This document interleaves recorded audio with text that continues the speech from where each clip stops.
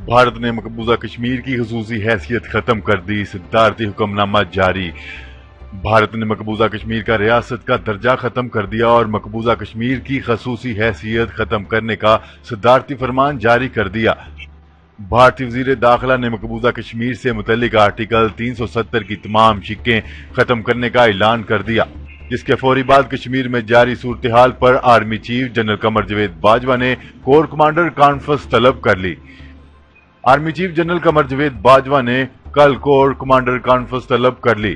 Conference में भारत के गैर आईनी इकदाम और एलओसी की सूरत हाल पर गौर होगा। न्यूज रिपोर्ट के मुताबिक कहा जा रहा है कि army chief general Qamar Javed Bajwa ने कल कोर कमांडर का इजलास तलब कर लिया।